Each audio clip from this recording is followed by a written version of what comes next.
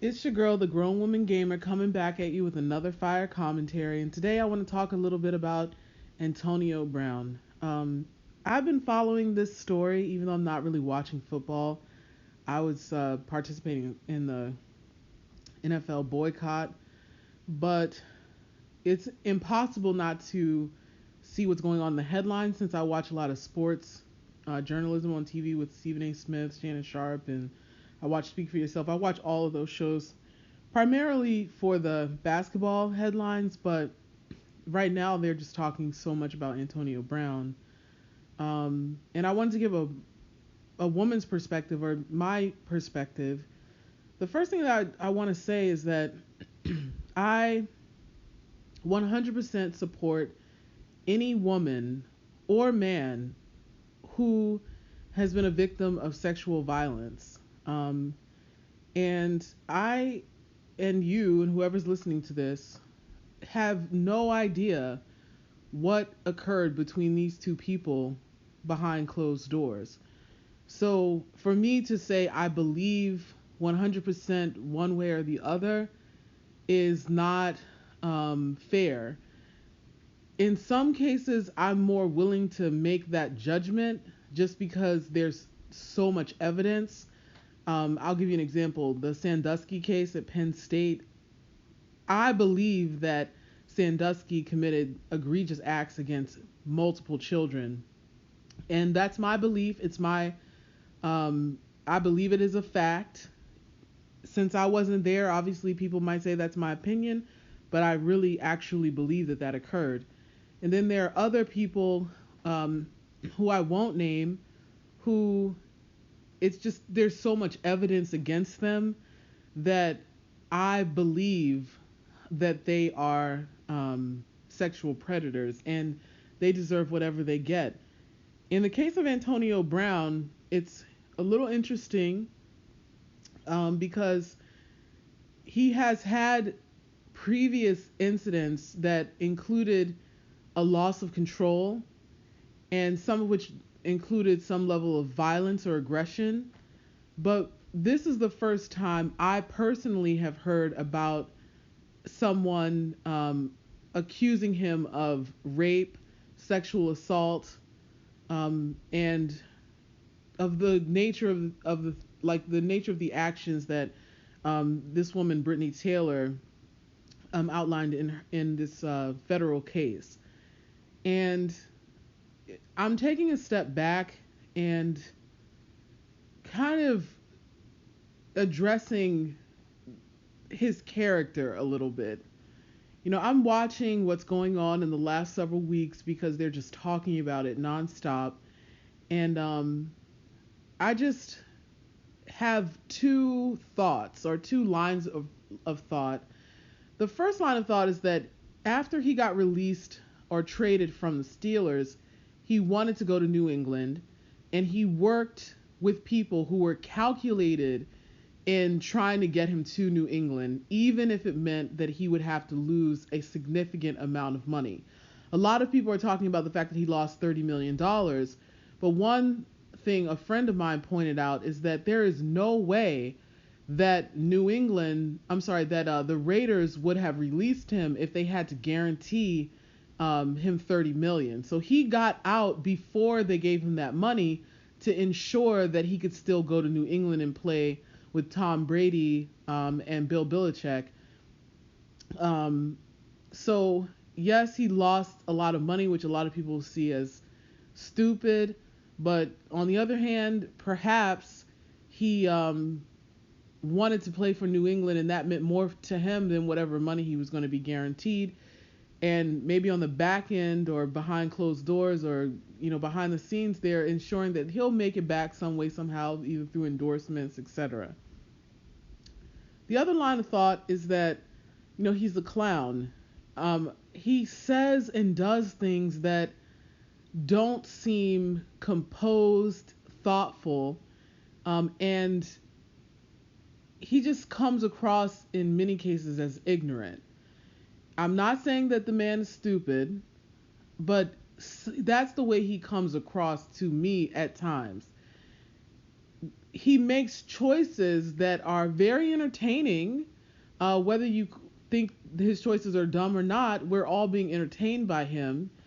And now there's this public perception of him that, in lieu of these accusations, just doesn't bode well over the long term for how people are going to, judge him. And I don't make a direct connection between somebody who acts like you know, a clown on social media, and the fact that he tapes his coach, or tapes somebody he's not supposed to tape and releases it on YouTube. I can't jump from, oh yeah, that means he's probably a racist too, because that's just, I'm sorry, a rapist too, because that doesn't make logical sense to me. But when you think about some of the other things that he's done in his past, it's hard not to question his integrity. And I really wish that this can be a learning experience for anyone else who is in his shoes right now, or who may be in his shoes one day, that the people that you surround yourself with, that's very important. Um, you have to have people in your life that are willing to tell you the truth. You have to have people in your life that are willing to challenge you. You have to have people in your life that are willing to say no to you.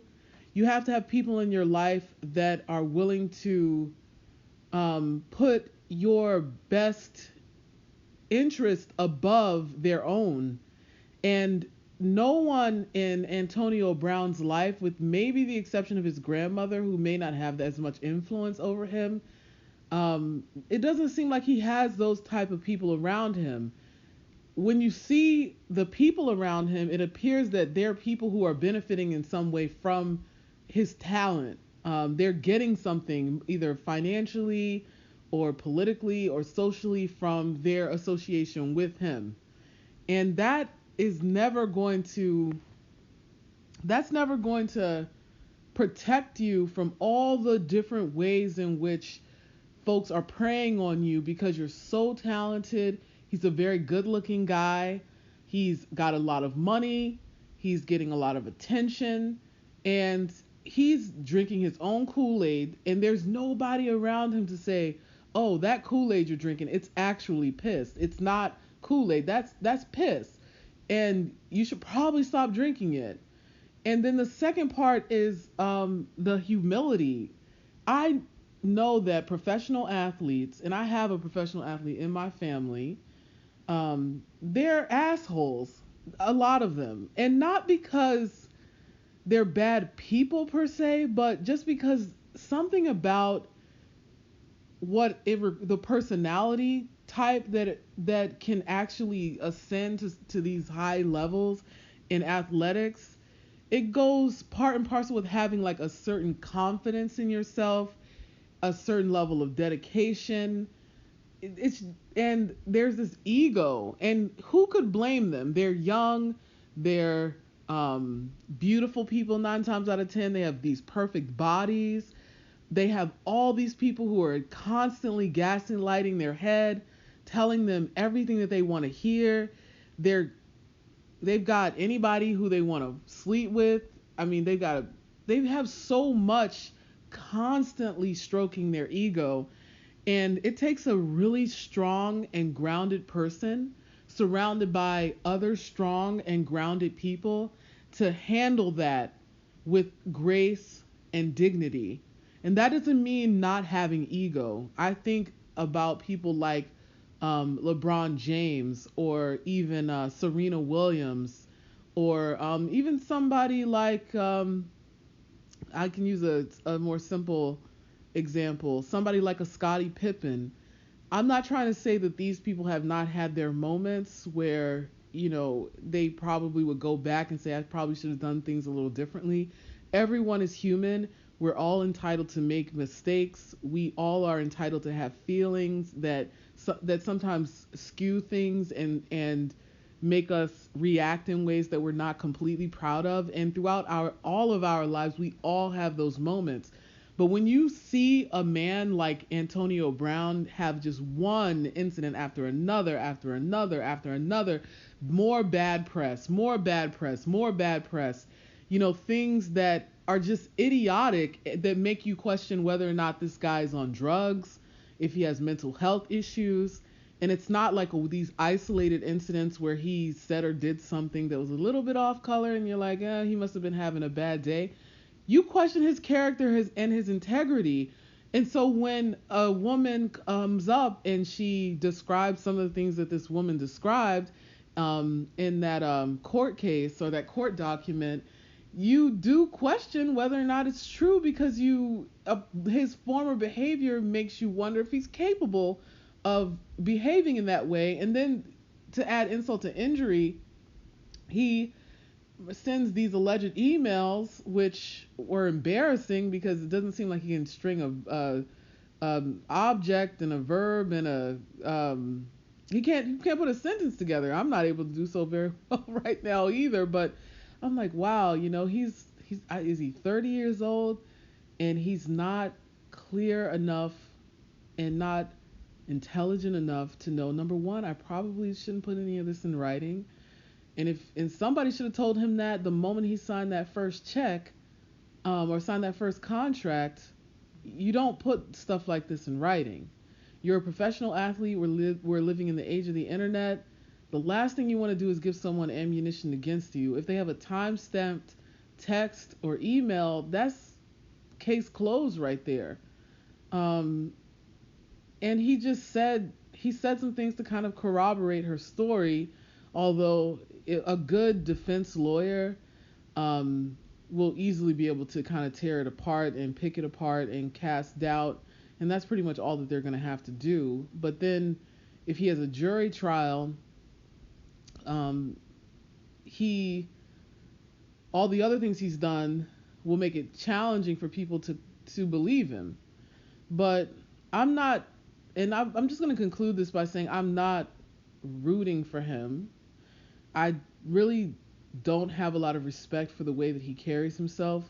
There are too many children watching him. He should not be a role model, and athletes should not automatically be role models. Entertainers should not automatically be role models. But at the end of the day, when you're highly visible, you have a platform, you have the privilege and the honor of playing a sport at a level that millions of children dream of, you do have a responsibility. And if he doesn't have a responsibility to all your children, he has a responsibility to his own children. He has 5 children, none of whom are adults. And when he makes these choices, he's not just making these choices for himself. He's making these choices for his children as well. And what he's doing is irresponsible, and it's disregarding that. And I hope that he doesn't have to he's already experienced loss due to his own actions. I hope that he doesn't have to experience the loss of an opportunity to do the thing that he absolutely loves to do, and something that he does better than most people on this planet. And as for the woman, if he did indeed assault her, I hope that he gets exactly what he deserves and that she gets her justice.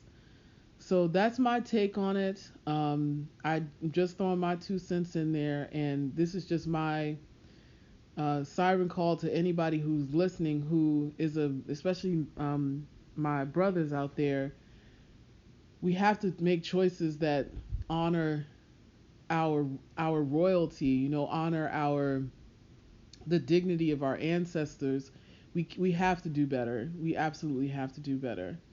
Anyway, that's my take. Thanks so much for listening. Don't forget to subscribe, and I'll be back at you soon with another fire commentary. Peace.